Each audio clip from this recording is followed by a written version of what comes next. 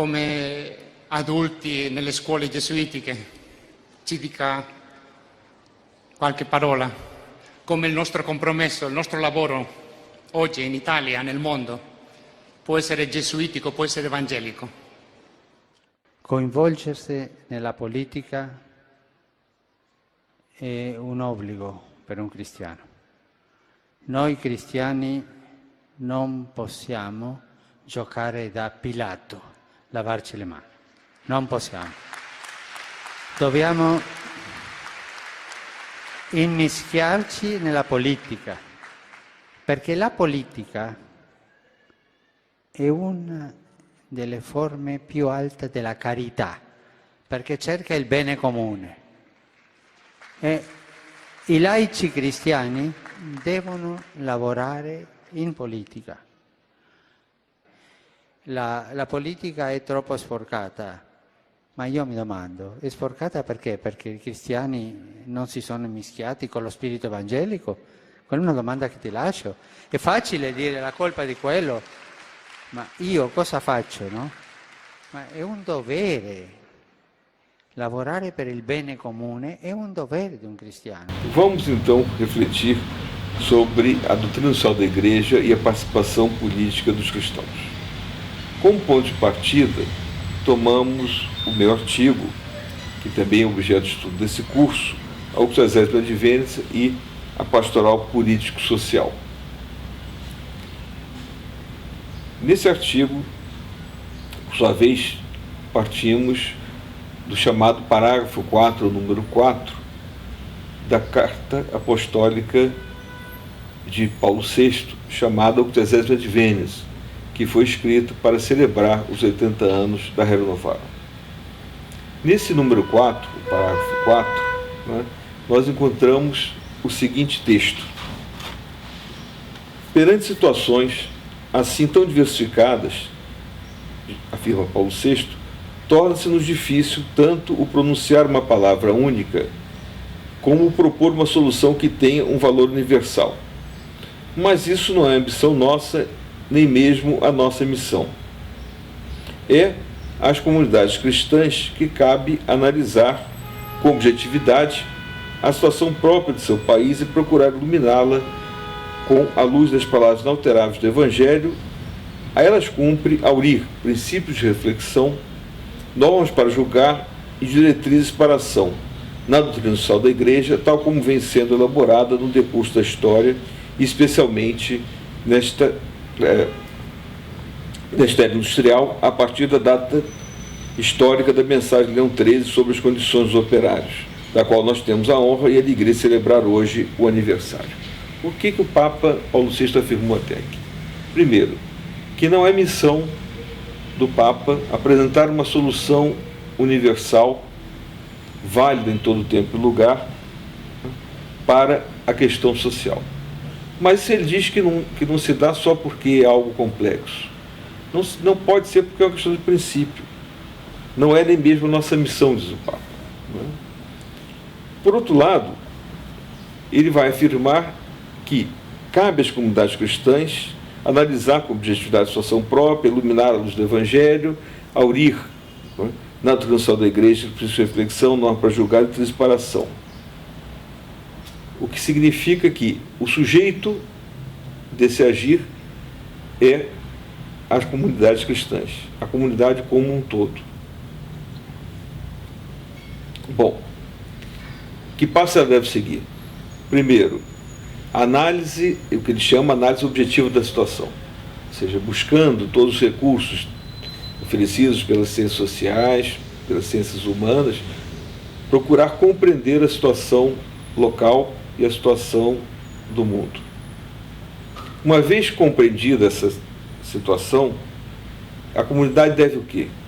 Buscar iluminar esta primeira reflexão com a luz do Evangelho e, uma vez iluminada com a luz do Evangelho, ela vai buscar na doutrina social da Igreja esses três elementos. Vai aurir. Aurir significa extrair. Por que extrair? Significa que não se encontra pronto na doutrina social da Igreja, mas que ela deve a esse amplo conjunto da doutrina social da Igreja e nele encontrar, então, o quê? dele extrair o quê? Princípios de reflexão, normas para julgar e diretrizes para a ação. E aí, depois disso, o que a comunidade deve fazer? Continua Paulo VI no mesmo documento. A essas comunidades cristãs, que são o sujeito, incumbe discernir, com a ajuda do Espírito Santo, em comunhão com os bispos responsáveis e em diálogo com todos os irmãos cristãos e com todos os homens de boa vontade, o quê?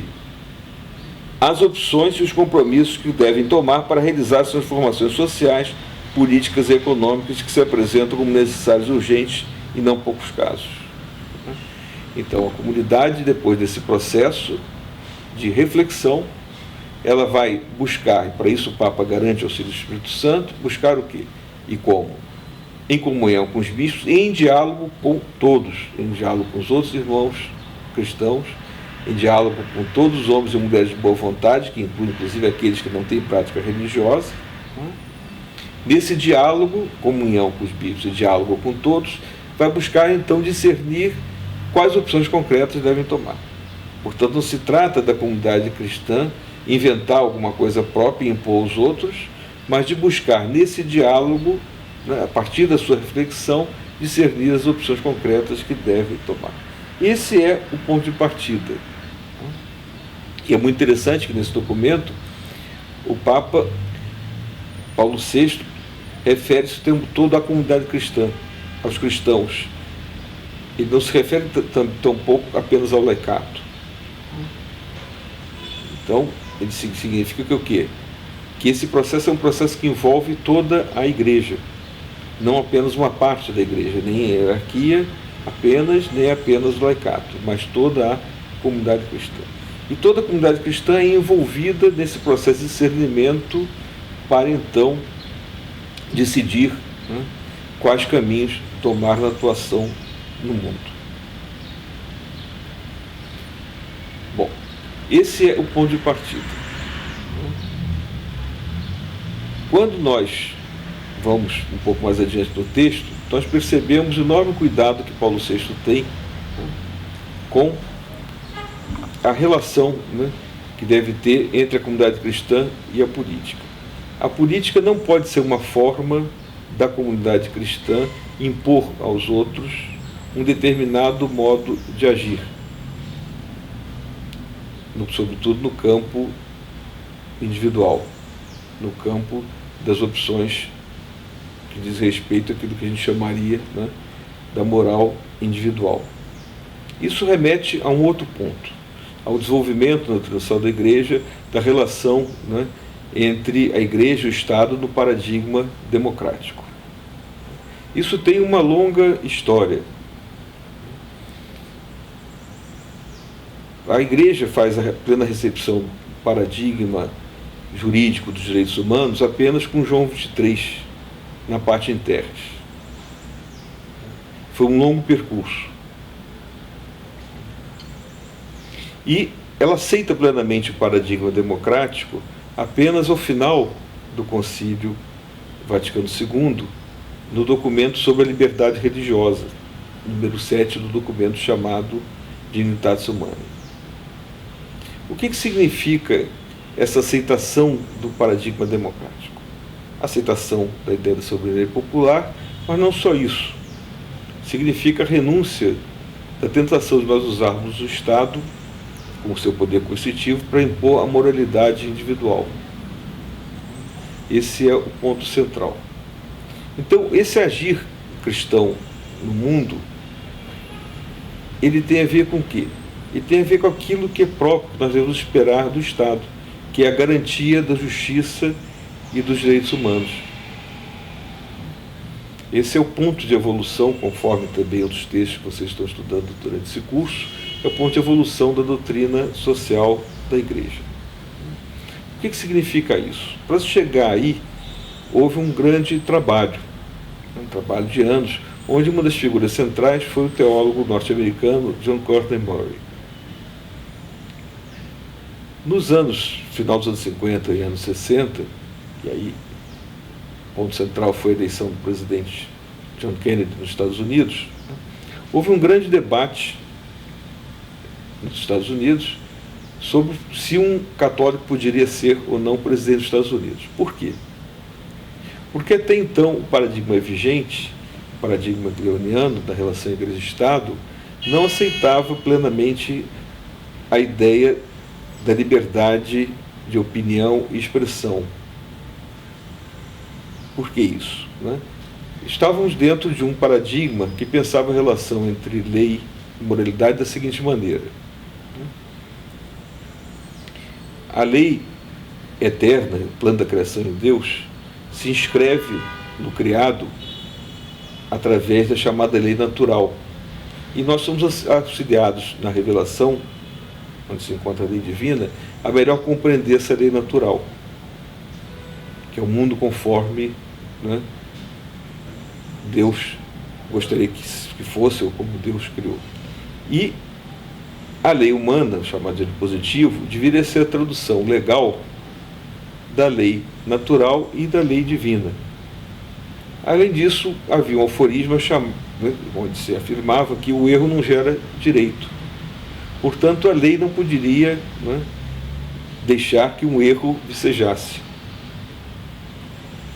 Bom, e por isso, né, propagar o erro, defender o erro, abrigar na lei o erro seria contrário a toda ideia de ética e de moralidade. Bom, na Constituição Americana, né, o fundamento da Constituição Americana exatamente se encontra na liberdade, né, de opinião e expressão. Então, julgavam muitos norte-americanos haver um conflito entre a lealdade a esses princípios doutrinais, né, e o juramento da Constituição Americana. Por isso diziam, um católico não pode ser sinceramente católico e presidente dos Estados Unidos jurando a Constituição Americana. Então era um problema quando John Kennedy se apresenta como candidato católico à presidência dos Estados Unidos, com séria chance de vencer, como de fato venceu. Esse debate toma conta dos Estados Unidos.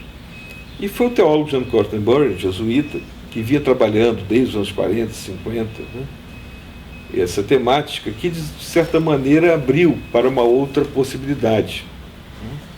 Quais são as ideias de John Cortenbury? Primeiro, ele parte da afirmação tradicional, né, da separação, ou da distinção, melhor falando, né, entre o que seria, né, a ordem natural e a ordem sobrenatural. Uma afirmação relativamente tradicional, mas da qual ele tira consequências novas. Ele vai dizer, bom, Estado e Igreja têm diferentes funções, diferentes finalidades. Para o Estado pertencente à ordem natural, a Igreja à ordem sobrenatural. Bom, primeiro ponto. Depois ele vai fazer uma distinção importante entre o Estado e a sociedade civil. Essa distinção estava ausente da doutrinação da Igreja até então. E ele vai dizer, olha, atenção, nós costumamos dizer que cabe ao Estado o quê? A tutela do bem comum. Ele vai dizer, não, é um pouco menor o escopo do Estado. O bem comum é finalidade da sociedade civil. E o Estado deve garantir que a sociedade civil possa, né, então, caminhar na direção do bem comum, ou promover o bem comum. Mas aqui uma distinção importante, uma distinção parecida com a que Bento XVI vai fazer entre caridade e verdade. A caridade supõe a verdade, mas está para além dessa. O bem comum supõe a justiça, mas está para além desse. Como consequência dessa distinção e da finalidade da Igreja, que se situa do lado da sociedade civil e não do Estado, John Cortenbury vai dizer, olha, não cabe ao Estado impor a moralidade individual, cabe ao Estado impor a chamada moralidade pública, a garantia da justiça, que hoje nós traduziríamos na garantia e na promoção dos direitos humanos.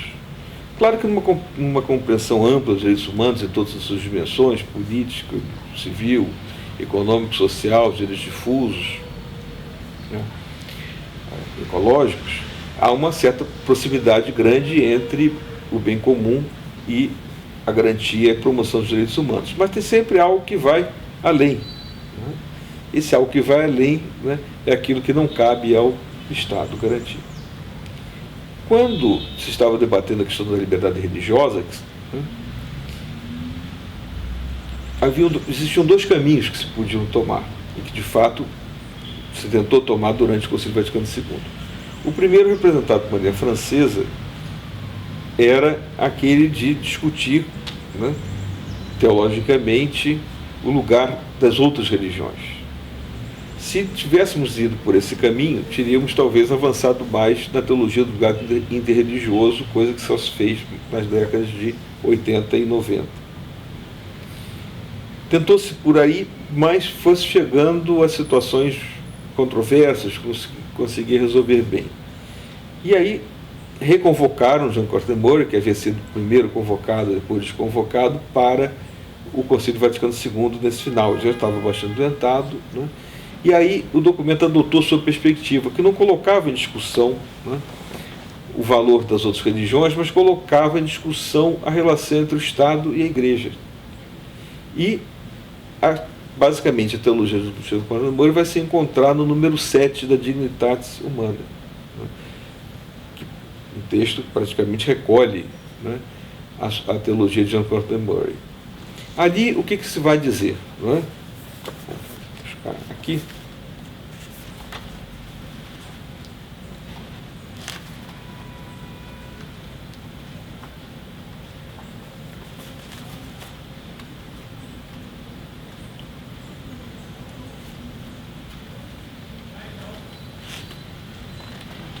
Bom, ali, podemos retomar? Ali se diz o seguinte. Então, Dignitatis Humanae 7. Além disso, uma vez que a sociedade civil tem o direito de se proteger contra os abusos que, sob pretexto de liberdade religiosa, se poderia verificar, é sobretudo ao poder civil que pertence a assegurar essa proteção. Isso, porém, não se deve fazer de modo arbitrário ou favorecer justamente uma parte, mas segundo as normas jurídicas, conforme a ordem objetiva, postuladas pela tutela eficaz dos direitos de todos os cidadãos e sua pacífica harmonia, pelo suficiente cuidado da honesta paz pública que consiste na ordenada convivência sobre a base de uma verdadeira justiça, e ainda, pela guarda que se deve ter da moralidade pública. Todas essas coisas são parte fundamental do bem comum e pertencem à ordem pública. De o resto, deve manter-se o princípio de assegurar a liberdade integral na sociedade, segundo o qual se há de reconhecer ao homem o maior grau possível de liberdade, só restringindo essa quando e na medida em que for necessário. Ou seja, né, implica então na renúncia à tentação de usarmos o Estado para a imposição da moralidade individual. E aqui que se joga a questão da laicidade e dos fundamentalismos na contemporaneidade. O que pretendem os fundamentalismos? Pretendem justamente usar, né, o Estado para a imposição da moralidade individual, segundo a visão própria de cada um. Né? E é isso que nesse texto, né, se constrói a partir de outro paradigma. Isso vai se refletir também na Ultrassesma Advento, em outras passagens, notadamente, né, no número 25, da Ultrassesma Advento, quando Paulo VI afirma o seguinte: a ação política será necessário acentuar que se trata prevalentemente de uma ação e não de uma ideologia, deve ter como base de sustentação um esquema de sociedade coerente nos meios concretos que escolhe e na sua inspiração, que deve alimentar-se numa concepção plena da vocação do homem e das suas diferentes expressões sociais. Não compete nem ao Estado, nem sequer aos partidos políticos, por si mesmo, procurar impor uma ideologia, por meios que viessem a redundar em ditadura dos espíritos, a pior de todas. É sim aos grupos culturais e religiosos, salvaguardada a liberdade de adesão que eles pressupõem, que assiste o direito de, pelas suas vias próprias, de maneira desinteressada, desenvolverem no corpo social as convicções supremas acerca da natureza, da origem e do fim do homem e da sociedade. Então, aqui, Paulo VI acolhe plenamente esse chamado paradigma da liberdade religiosa, que deve, né, reger um pouco a nossa concepção de relação igreja e Estado e o que a gente pretende com a política e com o agir político. Então eu diria, o agir político dos cristãos, né, que se deve fazer a partir de todo aquele processo descrito, né, por Paulo VI, número 4, no início do documento do Tratado de Vênice, né, deve ter por fim o quê? O estabelecimento da justiça, dos direitos humanos, né, a garantia deles e a promoção deles, tal como, né, se faz na recepção dos direitos humanos em João 23, da Pater in Terris. Bom, tendo então como pano de fundo essa ideia e a finalidade então dessa participação política, que seria a garantia da justiça e dos direitos humanos, nós podemos agora aprofundar a reflexão, né, sobre a relação entre esse agir político e o reino de Deus. Ao longo da grande tradição cristã, nós encontramos dois paradigmas, por sua vez, né, da relação entre reino e mundo, ou entre salvação e mundo. Num paradigma, que seria o aristotélico tomista, que vem depois do primeiro paradigma, o agostiniano platônico, mas nós vamos aqui inverter, vamos falar primeiro do segundo e depois do primeiro. Essa relação, né, entre fé e justiça se constrói articulada a partir, né, do polo da ética. O que significa isso? Significa, né, dizer que o nosso agir no mundo traz consequências, uma vez que somos convertidos, uma vez que somos cristãos. A fé cristã teria, nesse sentido, a evangelização teria consequências na justiça, nas relações interpessoais e nas relações sociais. Mas, nesse paradigma, muitas vezes se dirige mais à ideia de que homens e mulheres se salvam no mundo, mas o mundo não é o mundo a ser salvo. Portanto, uma vez, né, que somos evangelizados, agimos, consequentemente, de uma certa maneira que torna o mundo mais justo. Mas são homens e mulheres que são salvos, não o mundo é salvo. E, portanto, essa articulação, né, entre fé e política se faz pelo polo da ética. Bom, no paradigma agostiniano platônico, essa articulação se faz pelo polo da escatologia, não pelo polo da ética. O mundo também é mundo a ser salvo. Não são apenas as pessoas que são salvas no mundo, mas a salvação se dirige também ao mundo. Isso é bem acolhido no documento conselheiro Vaticano II, Gaudium Spes.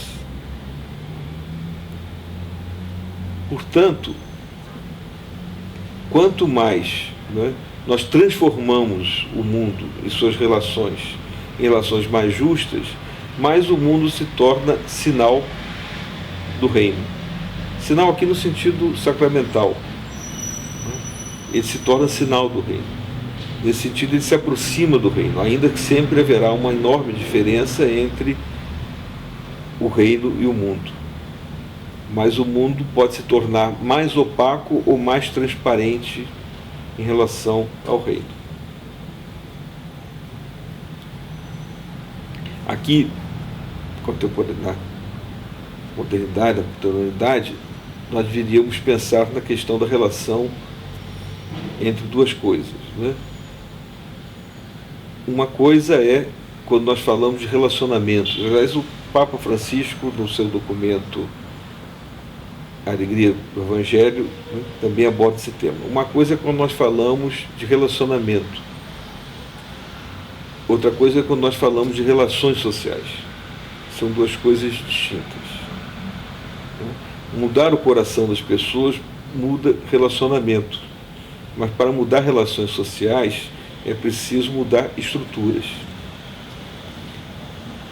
Vamos compreender isso talvez de uma maneira melhor citando um exemplo concreto. No período colonial brasileiro, e ainda durante o Império, que é praticamente o fim do Império Brasileiro, nós tivemos a chaga da escravidão. Quando nós falamos de relacionamento, nós falamos de relacionamento entre o senhor do escravo e o escravo. O senhor do escravo pode tratar melhor ou pior, maltratar, torturar ou não o seu escravo. Mas, por melhor que ele trate o escravo, o seu relacionamento com o escravo não muda algo estrutural, que é a relação senhor-escravo, que é uma relação jurídica.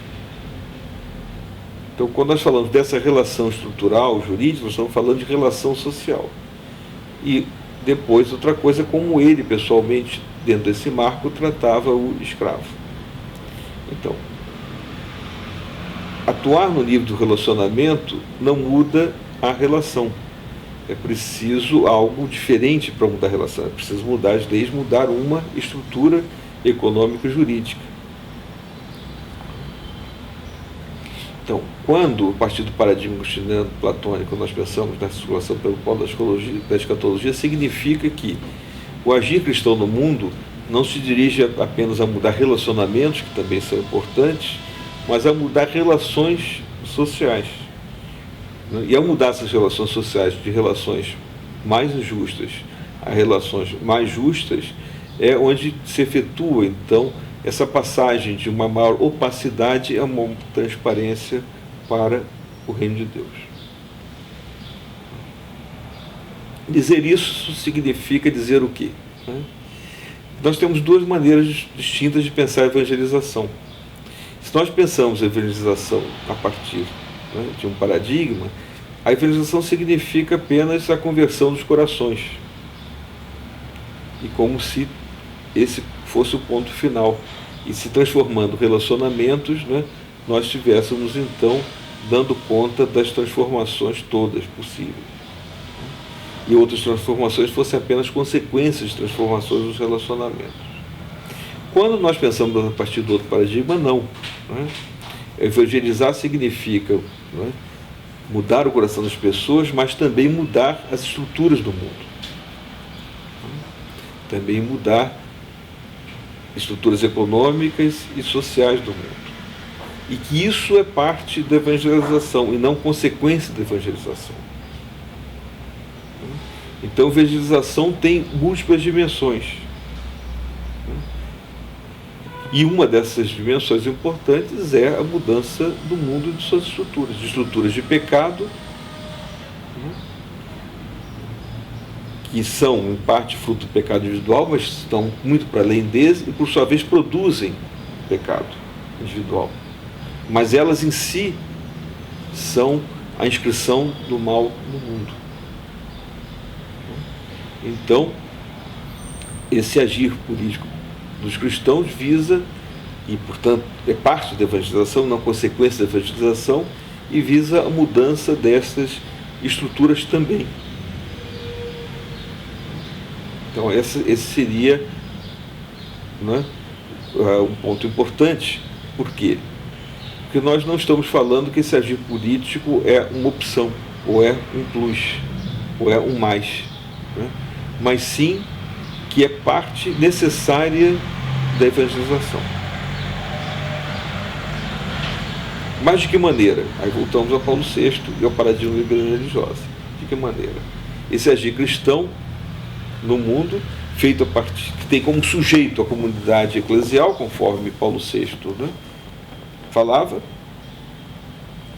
que é feito seguindo todo aquele processo de Paulo VI, de primeiro analisar a realidade social objetivamente, depois iluminá-la dos evangelhos, depois a lida transversal da igreja, aqueles três elementos, para então, em comunhão com os bispos e em diálogo com todos, chegar ao discernimento de quais opções concretas tomar para a construção da justiça. Não que a comunidade cristã vai buscar o agir político para benefício das estruturas eclesiásticas ou para impor através do Estado, como querem fundamentalistas, a moralidade individual. Então, esse seria o ponto central. Bom,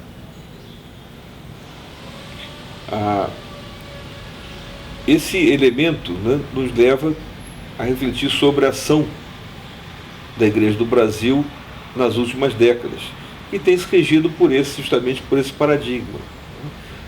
Os cristãos no Brasil, os católicos no Brasil, se recusaram a fazer um partido católico, por exemplo, né? Mas acharam que a melhor opção, segundo esse paradigma, era entrar e participar dos partidos existentes, né? Buscando em diálogo com os outros, né, a construção da justiça e dos direitos humanos. Bom, na que nós estamos vivendo também, Paulo VI chama atenção para algo muito importante, de que nesse processo não existe um único caminho, não existe uma única solução.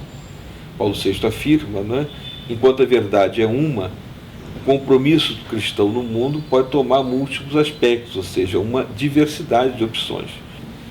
Então, Paulo VI chama atenção, né, na Doutrina de Vida, para um ponto importante.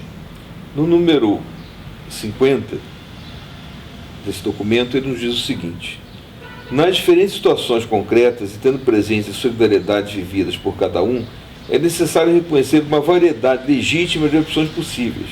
Uma mesma fé cristã pode levar a assumir compromissos diferentes. Por quê? Porque esse compromisso não depende apenas da verdade, que é uma, né, mas também da compreensão da realidade social, que é o que Paulo VI fala aqui. Em palavras muito simples, né? O que isso quer dizer? Bom,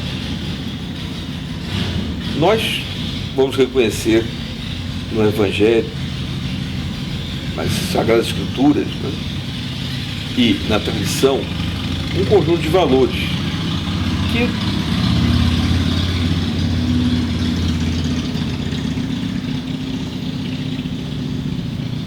que deve guiar o nosso agir quando nós encontramos, por exemplo, alguém que se encontra numa situação de pobreza porque é indigente, porque não quer trabalhar, né?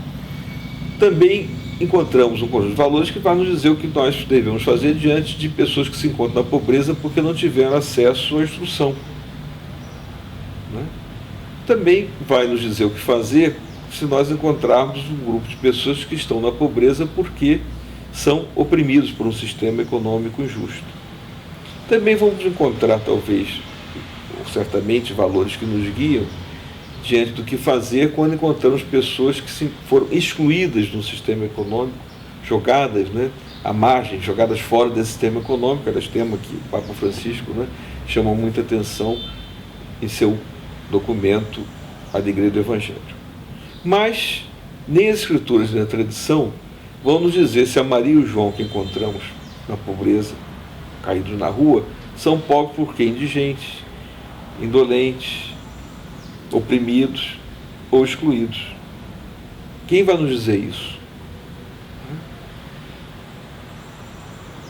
É o auxílio, então, que nós devemos buscar nas ciências econômicas, nas ciências sociais, nas ciências humanas.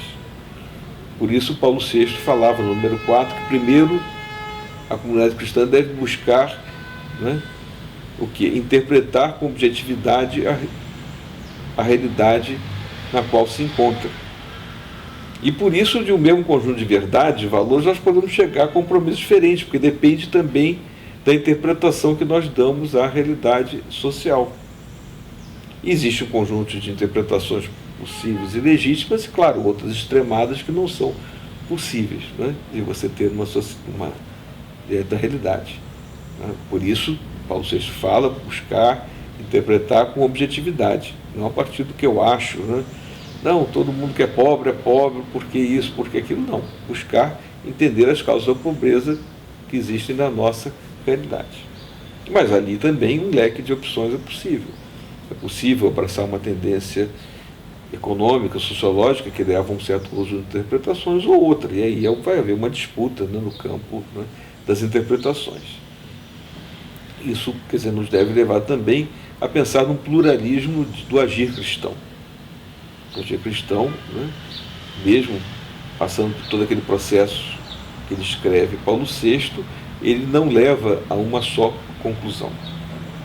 Há uma certa pluralidade necessária no campo do agir cristão, que é de princípio e não só pela complexidade da realidade. Mas, dito isso, e lembrando as palavras de Paulo VI, insisto, quer dizer, o que não podemos deixar, não é, de ter é esse engajamento político-social. Agora, com mais algumas observações. A primeira observação, não é a de que hoje isso é mais ou menos consenso. Há anos atrás havia uma enorme discussão sobre relação fé e política, não, religião não tem a ver com política não tem a ver com religião. Hoje parece que todos mais ou menos já se colocam de acordo de que, de diferentes maneiras, a fé cristã implica no agir político, seja como consequência, seja como parte da civilização, tal como nós explicamos. O que nos falta refletir é como tem a ver. Por isso iniciei minha reflexão com aquela passagem de Paulo VI, no número 4 do 60 Advênio. A questão não é tanto se a fé cristã tem implicações políticas, mas sim como fé e política se relacionam. Por causa do desafio que é representado hoje, né, pelos fundamentalismos. Os fundamentalismos não estão só nos outros. Né? O fundamentalismo não é uma questão do Islã, mas é também uma questão do cristianismo e também é uma questão do judaísmo. Mas vamos encontrar também movimentos fundamentalistas, né, dentro do cristianismo em todas as igrejas. Como antes eu dizia, esse modo de relacionar fé e política fundamentalista tem por base uma tentativa de imposição do outro, daquilo que eu acho que é bom para o outro. Um não respeito da autonomia do outro. Nesse sentido, corresponde àquilo que, na psicanálise, é a posição perversa do sujeito. O sujeito que acha que sabe aquilo que é bom para o outro e quer impor ao outro aquilo que ele acha que é bom para o outro, sem respeitar a liberdade e a autonomia do outro. Nisso consiste basicamente o fundamentalismo. Nessa tentativa de imposição ao outro daquilo que eu considero que é bom para o outro, mesmo que o outro não queira. E aqui, nesse contexto da relação fé e política, o fundamentalismo, diferentemente do que se encontra no paradigma da liberdade religiosa, da dignidade humana e cética, que nós acabamos de abordar, o fundamentalismo quer usar o poder coercitivo do Estado, quer dizer, as leis, a polícia, né, a justiça, para impor ao outro aquilo que ele acha que é bom para o outro. O que o paradigma da dignidade humana e cética, da liberdade religiosa, né, afirma é algo diferente. É que o poder coercitivo do Estado deve ser usado para a justiça e os direitos humanos, mas não para a imposição da moralidade individual. Cabe à Igreja, e aí outra passagem de Paulo VI que nós lemos, né, no 26, no 26, cabe à Igreja sim, né, a promoção da moralidade individual, né, no processo de evangelização, mas renunciando à tentação de usar o Estado para a imposição dessa moralidade individual. Aqui estaria o núcleo, aqui estaria o centro da ideia da articulação fé e política, daquilo que nós não devemos fazer, que é essa perspectiva fundamentalista, e daquilo que nós devemos fazer, que é essa perspectiva da 80ª Advêntis, que já vem de uma tradição de João XXIII e do Vaticano II, que depois vem expresso nos documentos seguintes da doutrina social da Igreja.